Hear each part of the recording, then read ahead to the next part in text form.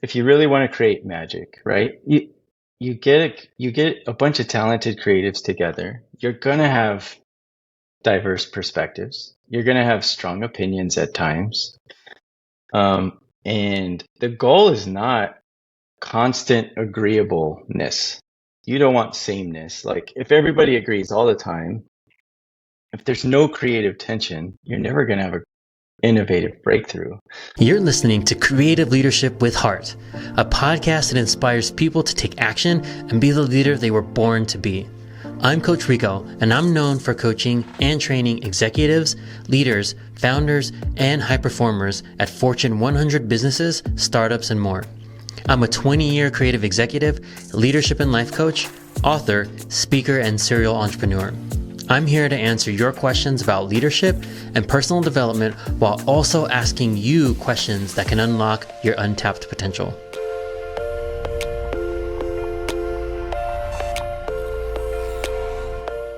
Hey all, welcome back to another episode of Creative Leadership with Heart.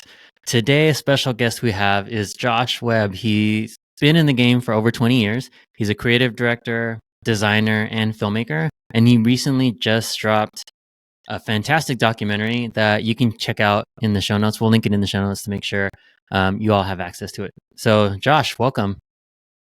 Hey Rico, thanks for having me, man. I'm honored to be here. Yeah, Truly. appreciate you taking the time to talk with us and jumping right in. Tell us a little bit about yourself and your journey as a creative, and then what you're getting into now. Yeah, so I'll go back before pre-career.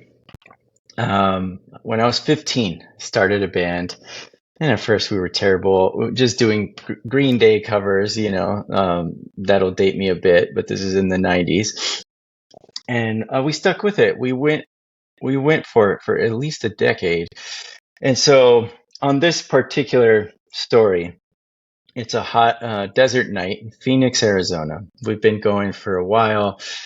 We've got some albums out. We've got some miniature tours that we've been on. We've had a couple songs break through to TV. We thought we were destined to be the next U2, right? And we thought we were just one show away or whatever. So we're in Phoenix, Arizona. We got a big show the next day, and we pull into our seedy Best Western hotel room that we all shared. There's 5 of us because we haven't made it yet. And Drew, who's one of our singers and a rhythm guitarist, he's not feeling well. He's hopped up on NyQuil.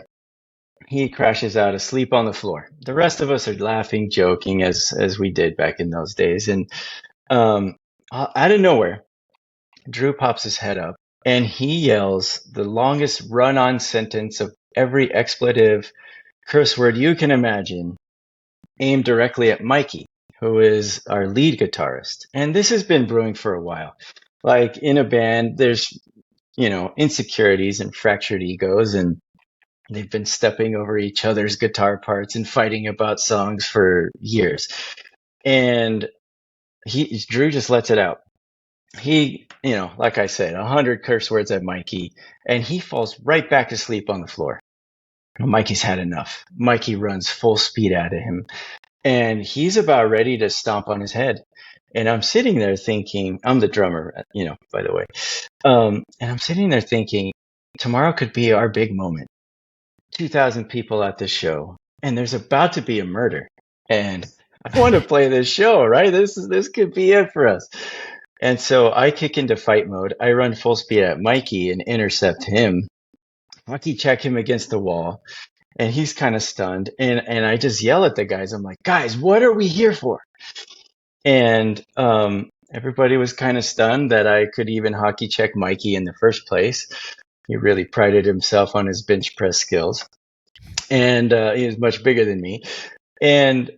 But it was this kind of moment where we're like, oh yeah, let's collect ourselves here. Let's turn down the emotions and let's go do what we're supposed to do. We went on, played the show, had fun and all that. Never became U2, as you can see now. But it taught me something. And since then, I've gone on, like I said, for 20 years. I've, co-founded a design agency, made a documentary. I've spent the last 7 years building a SaaS platform that just got acquired. And through it all, leading creative teams, large and small, not much has really changed. Um, at the end of the day, like playing in a band, you got to learn how to listen to people, improvise when needed, be curious, and lean into each other's strengths so that magic can really happen. And, thankfully, I haven't had to hockey check anybody else into a wall. We have better ways to solve conflict, right? Um, but at the end of the day, I can see it. Nothing's really that different from playing in a band. Talented and creative people just want to be seen, heard, and valued.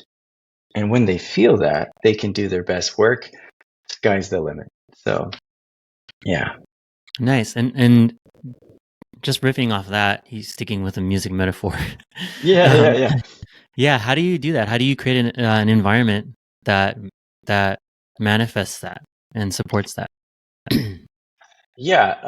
We'll stick with music. I think if you really want to create magic, right?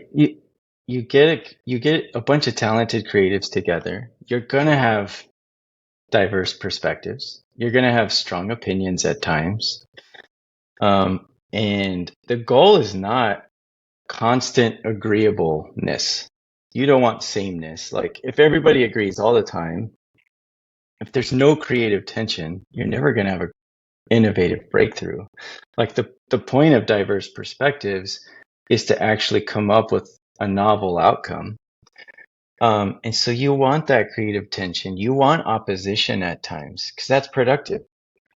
That's how you create something that's never been done before. But if you're not careful, if you don't really take the time to, number one, understand yourself, understand others, and see what they truly value, see what's important to them. If you don't take the time to value that diverse perspective, like no one's going to feel safe enough to take a risk.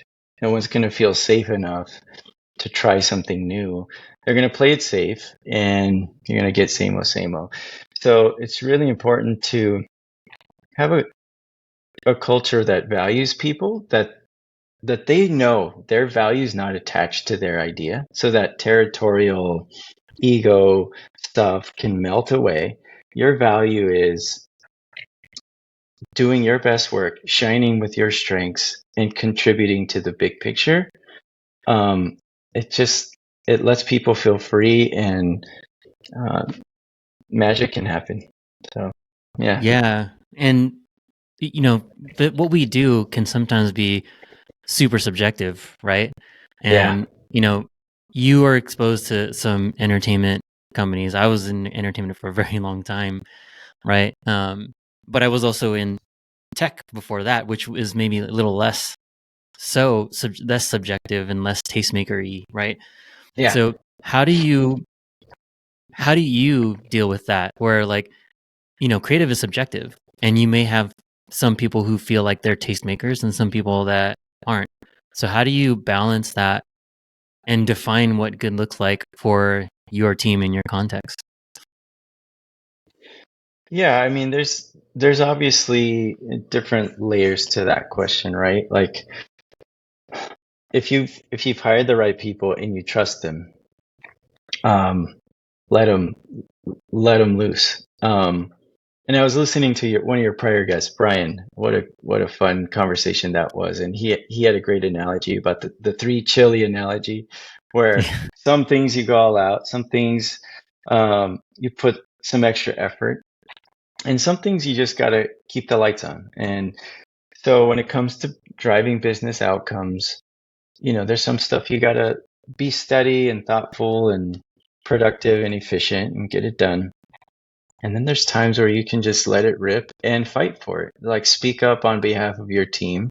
Say, hey, this can make a huge difference. We should try this. We should go there. And to be that voice for your team, I think when they see you do that, it goes a long way.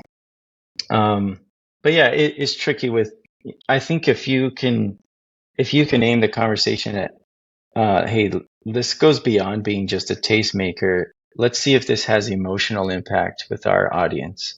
Right. And if it does, and it's creating something beautiful and meaningful, whether you or I like it or not, let's lean into that and see where that goes and see how it makes a difference, whatever that context might be. Yeah, that's great. I mean, some of the things that along those lines, right, is defining what good looks like is having a shared language, right? And so Yeah, many creatives I know, they'll either struggle or get frustrated because non-creatives don't understand like the language, or you know, why is it purple? Why don't we make it this color? Well, our brand is purple or whatever, right? yeah, Um, and so creating that shared language of like, you use some of them, like, is it beautiful, or is it contextual? Is it hitting the audience? Beautiful is not, yeah, more subjective, but is it yeah, addressing the context? Is it hitting the audience? Is it creating emotion? Is it intentional? Like, those are things that I think as creators, if we defined for our partners up front and help them understand what that means, uh, that would go a long way. And in some of these uh, situations where creative can feel like maybe a service org, or like, you know, creatives and non-creatives don't really understand each other and things like that. So yeah, that's a great articulation in that. um, Now going back to you, we kind of deviated a little bit, but I wanted to pull on that thread just a little bit. What is it about creative? What got you into, design, filmmaking, etc.? yeah. Um, yeah, my parents are very creative and grew up grew up on like Disney and the Muppets, and was always kind of enamored about how Walt Disney and Jim Henson could bring such joy to the world through these characters they just invented, right? That kind of always stuck with me just growing up. And for the longest time, I was on the musical path, like writing songs and hoping to connect with people that way. But as I got further into like high school, college, started making flyers for the band, posters for the band, music videos, all that stuff. I really fell in love with the visual mediums. Yeah, so I studied advertising and screenwriting in college, and then, minus some early high school jobs, being a busboy at a pizza place, most of my jobs have felt like fun. Getting to design, or getting to write, or getting to make videos, and um, for the most part, work has been a blast. And so I knew that was it for me. So Nice. Almost as like a natural fit. It's the thing that brought you joy, right? yeah, I think, that's a good point. Like chasing delight and chasing joy, whatever that is for you, um, man, that's where you're going to find the most fulfillment overall, bigger than a paycheck, or which is important, but you can find something that you really love that can be of service to the world. That's a nice sweet spot to be in. So Yeah, you know, people think it's cliche, if you do something you love, you never work a day in your life. But like, mhm, these cliches are cliches for a reason, right? Because if you're really exactly. truly doing something you enjoy doing, even if it's, you know, 20, 30%. There was a book, I can't recall the book. I think it was like I Love What You Do or something like that. But in the book, he was saying that, you can't love 100% of everything you do, right? So Right. even as creatives, there's like budgets and like admin work and like that kind of stuff where you don't get to be creative, but you're just kind of doing administrative work.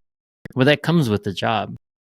But Yeah. is that work worth like the 40, 50% of time where you get to create, right? So even if you only love the part that you create, you can still have a job that you love, because Yes. you're really invested in that portion of it that you really love, and the other stuff just comes with it. So will you ever find a job that you 100% love every single aspect of it? Like, that is probably a dream, right? Right. Maybe Right. somebody has, and they can at some point. Maybe at some point you reach that, but it's very hard to find. But I believe it's about falling in love with the parts that you do love, and just Yeah. knowing that that comes with some other stuff. Just like anything in Yeah. life, right? Like when you raise kids, right? You love your kids no matter what. could you do without the tantrums and like the mood swings Yeah. and all that? Yeah. 100%. But it's just part of being a parent, right? Yeah. Absolutely. It's you said it great. It's like you, you know you can tolerate some of the pain because you know the joy that it brings. And it makes it all worth it. And I would add not just finding, that 40-50% of what you love, but it's even more powerful if you have people around you that you appreciate and you feel that back at you. It makes a huge difference, especially in those tough times, to have really great people around you that are moving in the same direction. So, yeah. Yeah, absolutely. That's probably the biggest thing I miss about leading teams or being part of a team still, right? Is that camaraderie, that like marching in one direction, having like a singular vision that you're all working towards, right? And Yeah. to all the CS folks out there, I miss you. Hit me up. I said in my last video. All right. So talking about that, talking about joy and how you got into creative, what would you say your personal mission is? Like what drives you to stay in the creative industry? Yeah, occasionally come back to that question from that story from the band I tell you. It's like, what are we here for, right? Like, and I think it's unique for each person. And you really challenged me on this when we spoke before about defining that personal mission. Because, before I would answer in a long paragraph, but let me try this on with you. Um, I like gathering creative people to make beautiful and emotional connections with audiences. I would say that's it for me. Um, I find the most joy in that. And I think creativity is so powerful because when done right, it can be life-giving, not manipulative. And it truly can bring light to darkness. It can bring beauty to chaos.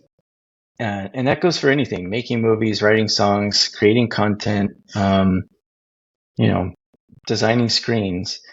If you can bring something new and beautiful and fresh to the world, there's something about it that can touch the human soul and just make somebody's day that much better. And, I love doing that, especially with a team of talented people. I love that. Yeah, absolutely. It's the moment, like if you can get someone to just stop, Yeah. right? Like that's the thing. It's like you don't even have to do s- five different things. Like the main Yeah. thing is to get someone to stop and feel something, whether that's like, ooh, that was so easy, or like that's interesting, or that's scary, or whatever it is, right? Yeah. Just to have them feel even in that moment something visceral inside. Yeah. And people think you have to be this amazing storyteller to do that. And as creatives, yes, you do. But product managers, project like everybody has some creative juices in them.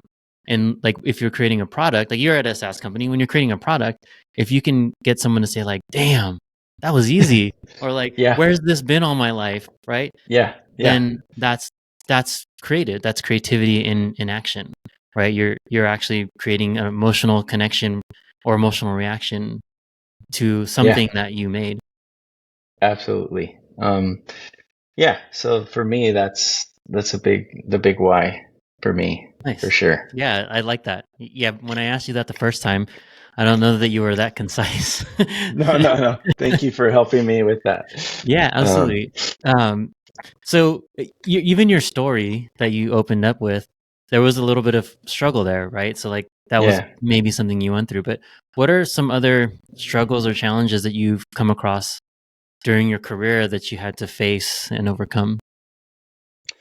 Yeah. I mean, we could talk. I think there's two layers to this. I think the biggest struggle has been understanding how to navigate conflict, right? Um, and first of all, like the company I've been at for 7 years, it's a leadership and talent development company. So we exist to improve team relationships.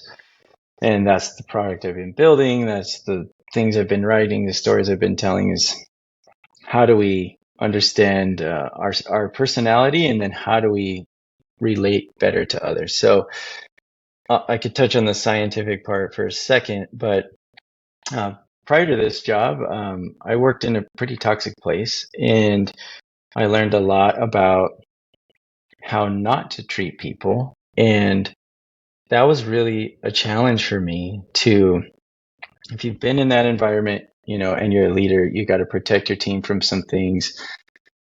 But then the whole time it's like, man, like I'm learning how not to talk to people and treat people right now.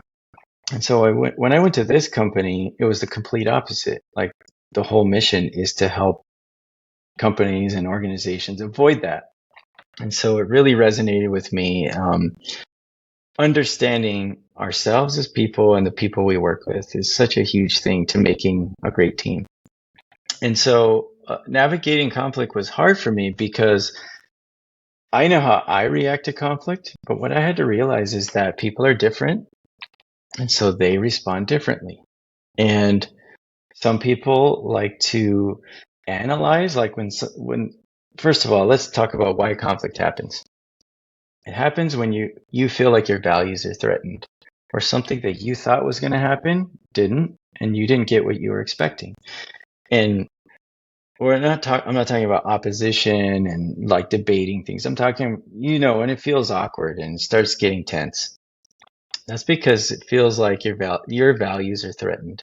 And some people analyze in that moment. They want to withdraw, get quiet, and think about it. Other people want to accommodate and bend over backwards and do whatever it takes to mend the relationship and fix this issue. And other people assert themselves. They attack the problem with energy, with speed. They want to get it done. And if you don't understand that about the people you work with and how it could be very different, that could create even more tension, because to someone who wants to withdraw, they see someone else reacting with all this energy and passion, and it might look like they're being a jerk. And someone who's accommodating and like, hey, how do we fix this? That might feel smothering. And if you put yourself in the other person's shoes and you like to attack problems with energy and forcefulness, someone who's withdrawing, it might feel like they're pulling away and they're indifferent and they don't care. And so if I could help other creative leaders out there, it's just understanding how to reframe conflict. The way people respond in conflict is nothing more than this. It's the way they show they care about the problem. That's it. So some people need to withdraw, some people need to attack it, some people need to accommodate, and that's how they show they care about the problem. And so what that does is, if you understand that, you can tell yourself a different story about that person that you've been struggling with. Maybe they're not a jerk. Maybe they're not indifferent. Or maybe they're not so smothering after all. That's just their conflict response. And so, yeah, that's more on the scientific side. Just understanding that has been a real eye-opener for me. And if you want to talk more on the human emotion side of it, we can dig into that too, because there's been some other things that have helped me there. But really, navigating conflict's been the big thing. Yeah, we should definitely, maybe not on this pod, but yeah, the human, almost like the human psyche, like how humans react to these things. Like let's dig into that another time. But there's something interesting that you said, right? And even though you mentioned like this is like a scientific look at it, but the stories that we tell ourselves, right? That's all mindset, right? Mm-hmm. And I talk about all the time in terms of coaching, right? Is we have an ability to control our responses, right? Yeah. And we can change our response. So by the story we tell ourselves, that controls the response. So if I tell myself, oh, that person's just combative, that's what I'm going to assume, that person's combative. So that'll elicit a response for me of like a flight or fight kind of thing, right? Yep. But to your point, if I say, oh, this person naturally withdraws, this person naturally problem solves, this person is just naturally passionate, like then I can control my response and be like, oh, that's how that person responds. Knowing that, how can I respond better in a more productive way? right? Exactly. And so it's really, yeah, it is scientific, but even just going back to that, it's with that data, how do you change your ability to respond? Because if we live our lives with the stories that we tell ourselves, right? Like that's when you have fear, that's when you have imposter syndrome, that's when you have like the doubt, all those things, because our inner narrative most of the time isn't aligned with what's actually happening. It's aligned with Exactly. our biases, right? And the stories Yep. that we tell ourselves. And me included, most of us walk around needing validation from others. And if we don't get it, we feel defensive and we doubt ourselves and things like that. So, yeah, that's great explanation and a look into the science behind some of these things in mindset that not even as creatives, just as humans, we need to be more aware of. Yeah, absolutely. And you said something so true. Is I, like I've been in conversations where at some point it's not going anywhere, and everybody's like, "Are we talking about the same thing?" Like, how are you seeing that so differently? And it's almost like, it's true. We do have biases. We do have our own things that drive our personality. So it's like some person might have blue sunglasses on. Someone else might have red sunglasses on, and it's how they see the world. And, it's like you have to be able to say, wait, how are you seeing this right now? How can I meet you in the middle? This is what's important to me right now. Where is it for you? Let's work on this together and keep the conversation focused on solving the problem instead of attacking each other. And man, it's a game changer. So, So before we move on with this, kind of personality science, one, this would be great. I mean, plug it. Like, where can they, if somebody wants to do this, get an assessment and things like that, like how can they do that? And then what other things would this help them accomplish? yeah, so it's mostly an enterprise product, but soon it'll come out with where you could buy a book and get a code to take the assessment. The assessment is called the SDI 2.0 Strength Deployment Inventory. It's kind of like a Myers-Briggs type thing, but it's Hmm. just way more in depth. We just got acquired by a company called Crucial Conversations. So if you've ever heard that book, about how to have crucial conversations. Yeah, it's gonna over the next year they're gonna build it out with our assessment and their skills. It's gonna be a pretty cool thing. Um, there will be a book called Relationship Intelligence coming out. I'm not the author. I just work there, but yeah, I think the way you can help is number one when you understand yourself. Um, Self-awareness, right? It's kind of the first step to anything. Understanding what drives you and what your strengths are and what your triggers are and how you might trigger someone else. And then to be able to visualize that and see that next to someone else, you can start to change the way and adapt the way you communicate with someone, and it'll be different. So as leaders, it's important to know you don't lead people. You lead persons, individual, unique persons, who value different things, who have different strengths. And the more you understand it in yourself, you can see it in others.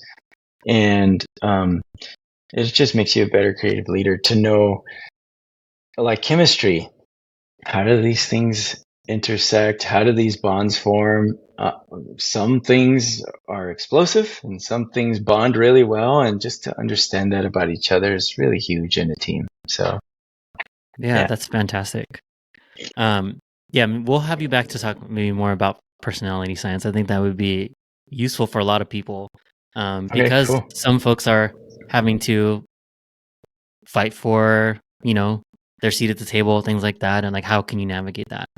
Um, but now getting into the second half of the chat is advice. So, what advice would you give your younger self, or what advice would you give someone who's thinking about or maybe just starting their creative career? Yeah. Personally, my younger self, since we're kind of going deep a little bit, I would personally tell myself, hey, you should listen to your wife more and stop trying to prove yourself.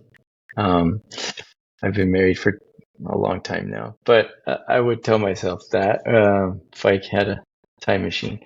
Um, and then I would say, hey, to myself, to me, I would say, hey, you are good enough. You talked about imposter syndrome. You do have value. You do belong.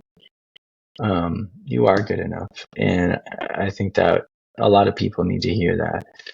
Um, and then to other creatives, I would say the world is changing fast. So lean into your curiosity.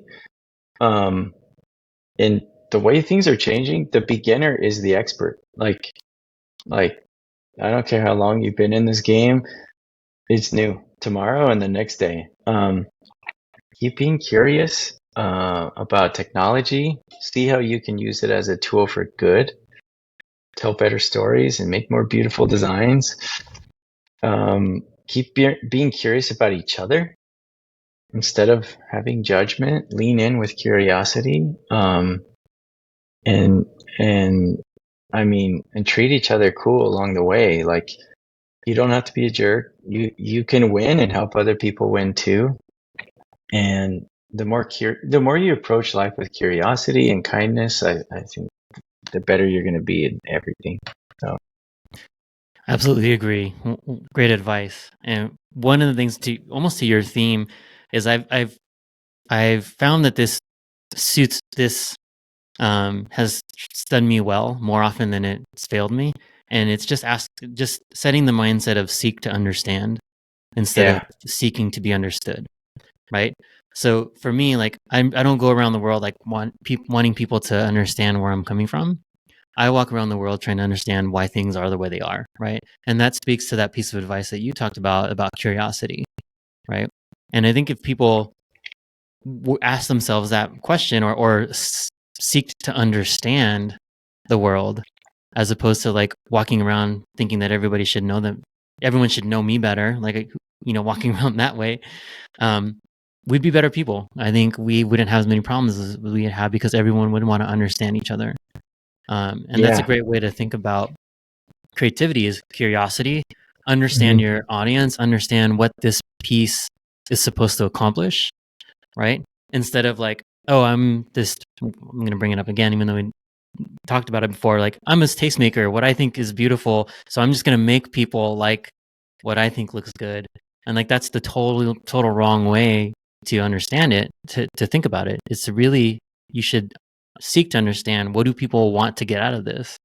And how can yeah, I quickly have them accomplish that, in the quickest time possible, right? So yeah, I yeah, love that piece of advice. Um, yeah, and then next is any mentors you want to shout out, and then if there's one book or many books that you would recommend folks. I'm big on mentorship. I'm big on books, so I would yeah, like to yeah, ask yeah. that of people. Mentors from afar, of course, are like Jim Henson and Disney and all the stuff at Pixar is so amazing. Um, you've had a lot of great guests on that I've learned so much from.